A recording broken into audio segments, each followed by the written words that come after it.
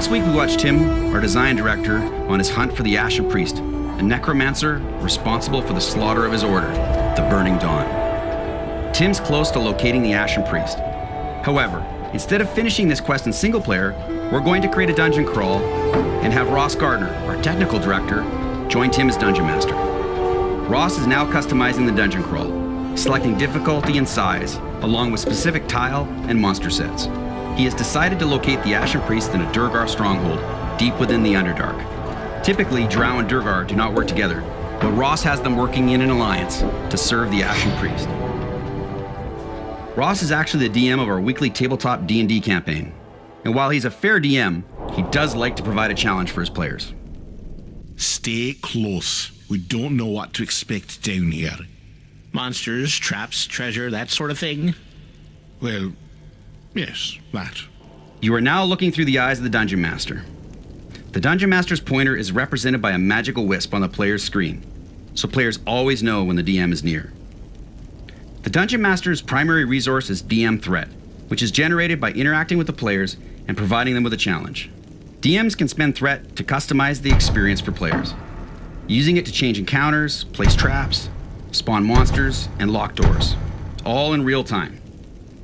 While Tim continues to explore the dungeon, Ross quickly moves from room to room to see what he's got to work with.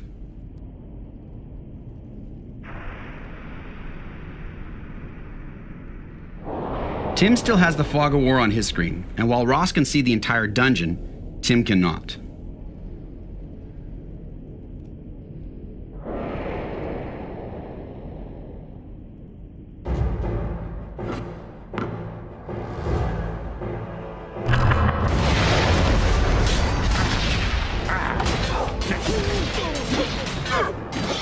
Ross has noticed a great room to set up an ambush. However, he needs to buy some time, so he's going to spend some Threat to lock this door and place a few traps to keep Tim busy.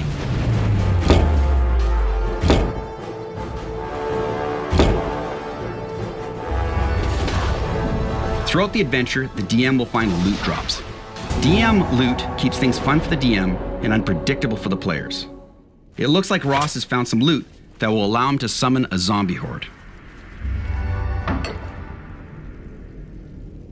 Tim's rogue is the only character proficient in lockpicking, so he needs to be the one to get this door open.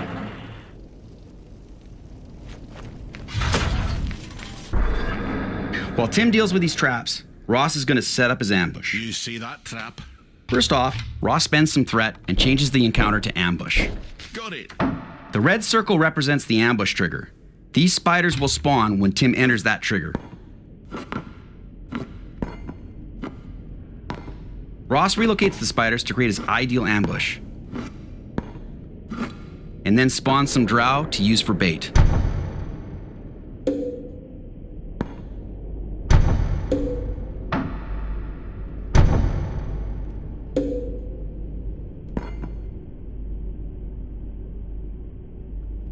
Ross has also found a treasure hoard, and he knows how much Tim loves his rogue, so he hides the door, forcing him to hunt for it.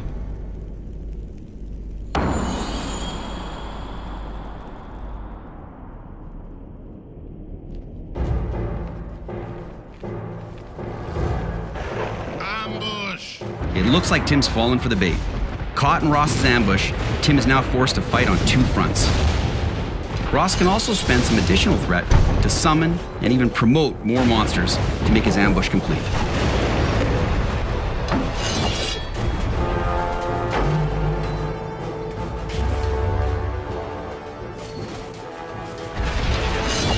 I'm seriously hurt, you guys.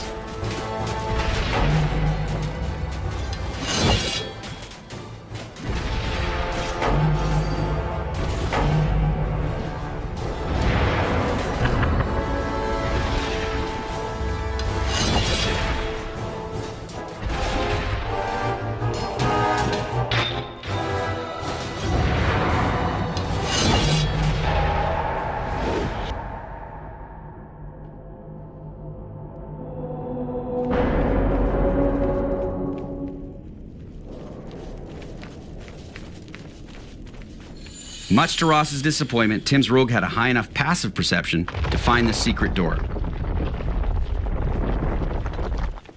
Tim decides to take a breather. He's going to loot these chests and outfit his party. If Tim takes too long, Ross can get him moving by spawning a wandering monster or using his DM loot to drop that zombie horde on Tim's rogue.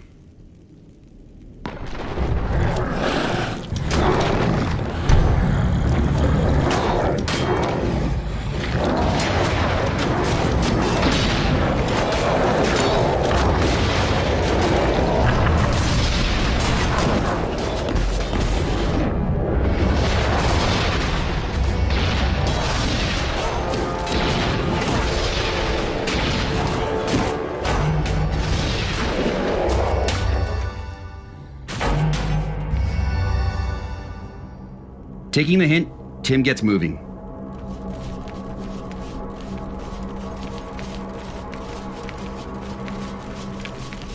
You ever get the feeling you're being watched? All the time, lad. All the time. Huh. I guess you just get used to it. It's in this room where Tim finally meets the Ashen Priest. Now prepare to burn. The Ashen Priest and his minions are a tough fight, especially when Ross takes direct control of the Ashen Priest. Ross now has direct access to the Ashen Priest's spells, including Flame Door, which allows him to teleport around the room.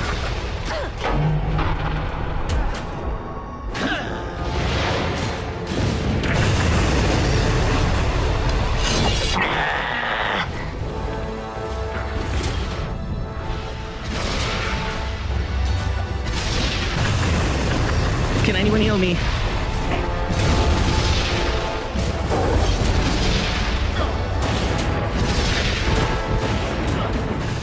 We saw Ross summon and promote creatures earlier, but he can actually do the opposite.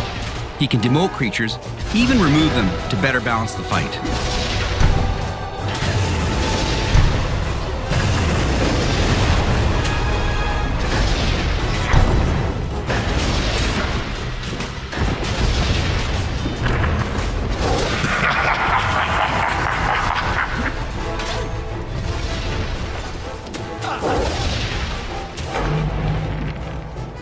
I'm seriously hurt, you guys.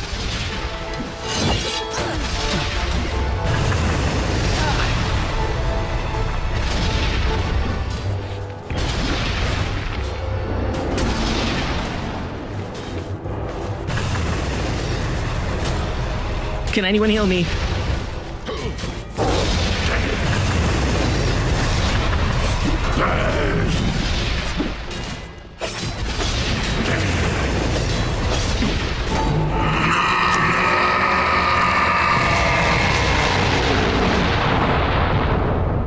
With the Ashen Priest dead, Tim finally has his revenge. After all that, I could use a drink. Drinks at the tavern? First round's on me. We focused a lot on showing you how gameplay works with DM, but that's really just the tip of the iceberg. We have a lot more to show in the coming months, including campaign creation, Sword Coast Legends, an RPG that enables players to experience the magic of playing D&D together. We hope you enjoyed this two-part look into Sword Coast Legends. Thank you for watching.